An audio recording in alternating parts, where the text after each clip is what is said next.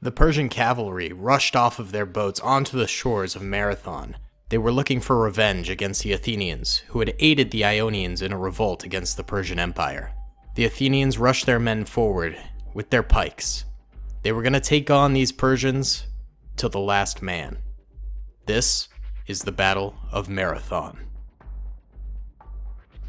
Yo, what's going on, guys? It's your boy Daily Tactics here, and today we are back with some more Rome 2 Total War, and today we are reenacting the Battle of Marathon. So we have the Athenian Greeks here facing off against the Persian army that has just landed at Marathon and disembarked. So I played as the Athenians here, and the AI played as the Persians, and I was essentially trying to recreate the battle as accurately as possible. You'll see during this video that I achieved that somewhat in some instances, but in other instances completely failed. So without further ado, why don't we go ahead and start playing it, and we'll go in slow-mo just to sort of see what we start off with first here. So the Persians disembark from their ships over here, which are invisible, don't worry about that. This is basically what happened. The Athenians charged the beaches, so that way the Persians couldn't utilize their cav to their best ability, because the Persians were known for having absolutely lethal cavalry forces. So the Athenians rushed them, which caught the Persians off guard. Many Persians were able to utilize their cavalry, but many others had to fight on land. So we can see that represented by the land troopers back here. But then they still have a ton of cavalry here. So didn't work completely, obviously, during the Battle of Marathon. The Athenian forces, here they are, rushing on forward. I actually stopped my archers right here. I was going to have them come farther forward. Actually, I keep them going for a little bit, and I stop them right around here when I realize that the cav is just full-on blitzing me right now. So I have my archers start dealing with that. Essentially, what I have here in the front forces is I've got pikemen, which are going to unleash their phalanx pretty soon here, and then the pikemen are being helped out by some hoplites behind them, and that is the core of our force here. And then we've got these smaller armies on the sides. We've got more hoplites over here, as well as some swordsmen, and then the same dealio over this way. No cavalry for our army today. I'm sure the Athenians did have some cavalry. I don't know the exact numbers of everything, but likely they did have some cavalry, just not a ton.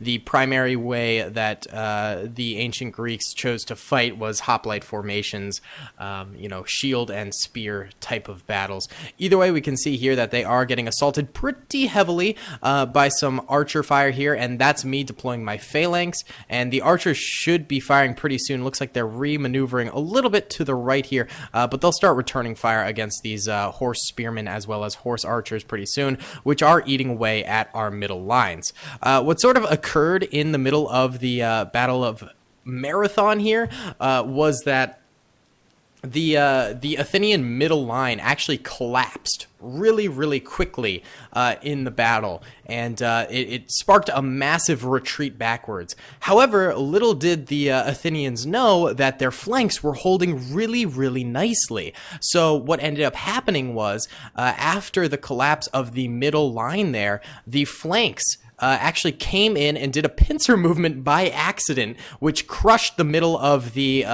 Persian army and allowed the middle of the Athenian army to come back from retreating and smush in a three-pronged attack, and it completely wiped out the Persians and sent them off of the continent, which was really cool.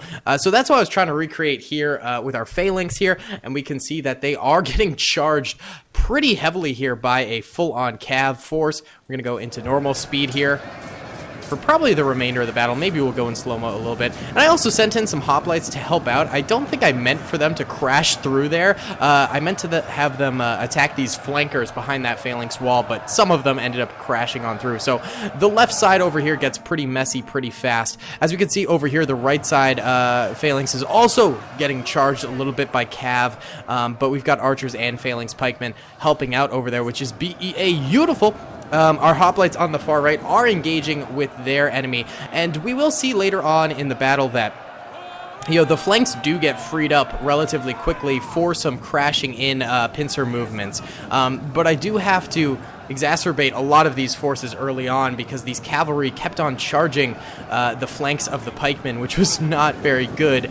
So having to utilize the hoplites to take care of that was dang near essential for the most part. As we can see here, some pretty epic fighting going on right here. The Phalanx holding relatively strong, as well as some archers firing away in the background. This is exactly the kind of situation the Phalanx wants to be in. I accidentally sent a few of my archers a little too far forward, so they're in the middle of the fight here. Such a bad time for these archers, but they got support from the Phalanx behind them at least. Here comes some of that Persian infantry charging on forward, and they're going to start taking on the Phalanx right now. Let's go in slow-mo for a little bit here just to check out what's going on the flanks here. So they're sort of doing hit and run tactics with their cavalry on the flanks, which is actually a really good idea because it's distracting me from the main form of the battle here. They're also getting some sneaky little flanks. You can see their units coming around the back, and they smash into our hoplites around these areas pretty well, killing a lot of my Athenian forces. And I'm also accidentally giving chase to a lot of these horse units. I'm so focused on various other parts of the battle that I don't even notice that these infantrymen break away to charge these Persian cavalry. They do end up dispersing these guys and taking them out, which is beautiful, but it's two units that we're not going to have over here, and the right flank is going to suffer because of it. Luckily, we do have the high ground here. Obi-Wan would be quite proud, but that only helps to so much of an extent, and we can see that we're slowly getting enveloped by these Persian infantrymen on the flanks over here, and if these hoplites break, then the rest of my phalanx lines will break as well, and that would be pretty symbolic of the Athenian retreat backwards in the middle. However, you can see that my flanks are certainly not in any position to optimize that at this moment, so we have to hold out for a little bit longer. I'm not even using these two units over here, which is kind of disgraceful. I think I was focusing on the middle more once again. I'm not the greatest at Total War, so there's a lot of problems here. Either way, let's go back into normal speed here, and we can watch some of the brutality of war. Some Athenian hoplites over here fighting away. I send one of the forces to go take care of this cavalry that side charged us, and the other force is taking care of the eastern spearmen here. And then we've got a bit of a swordsman charge here. We can see that they threw their spears and are now entering into the battle against cav. Swordsmen, obviously not the greatest against cavalry, but we kind of had to use them. You know, there wasn't much else in terms of an option. The Persian cav is really doing a number of us on us. We do end up routing the spear unit over here, which is amazing. That is such a saving grace because that cleared up these hoplites over here, and they can stand a little bit taller and keep taking on this Persian infantry. We also got a nasty little flank here too. As you can see, this hoplite unit was taken away from the right flank, and I used it to go and patch up that hole that was forming on our middle flank, and it did, you know, sort of cause a break over here. Our troopers aren't doing nearly as well, but luckily they keep peeling their cavalry off. They're not fully, you know, utilizing their cavalry, and that could be, you know, historically speaking, because the cavalry was really tired from a long sea voyage or something like that. You know, they did have to come through the Aegean Sea right before this battle, which is tough, you know, for horses to be on there that whole time. So the horses are probably feeling a little bit weak, and as well as the Persians, because the Athenians gave them absolutely no time to heal up and you know, get back into fighting shape here. So, you know, good moves all around by the Athenians. This whole battle, of course, occurred due to the Athenian involvement in the Ionian revolt. The Athenians had actually pledged earth and water to the Persian forces, which is essentially saying we will be a vassal to you. So when the Ionians revolted and the Athenians decided to try and help their Greek brothers who used to be under the control of the Persians took that as a revolt in themselves. They saw that as the Athenians trying to break free of their pledge of vassalage. So that's why this whole thing was sparked, because after the Ionian revolt was taken care of, the Greeks ended up, you know, retreating back to the mainland, mainly the Thebans and the Athenians, and then the Persians actually chased them, because I think it was King Darius was the Persian king at the time. He was like, no, you don't get out of this so easily. And in fact, this was probably the second most famous battle in all of the Persian wars. I'd say the most famous being the Battle of Thermopylae. Certainly the most famous for people within Athens. This is definitely, their claim to fame. Either way, we can see, while I was sort of given a little history lesson there, that we did end up with a decisive victory. We managed to shove away the Persians and take them out wherever we needed to.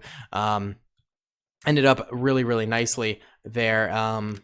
And yeah, I mean, it was gorgeous. We had 705 losses, 3,233 kills.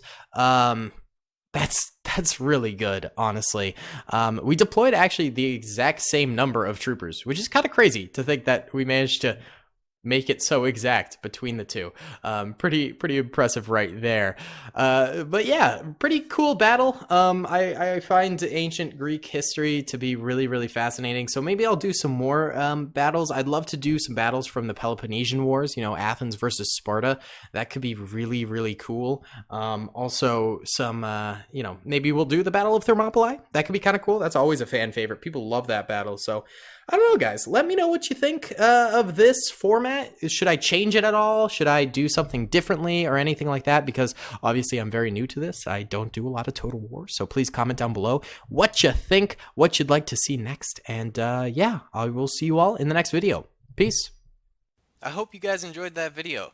Be sure to click that subscribe button for more content and hit the notification bell if you'd like to be alerted to whenever I live stream or upload. Thanks so much.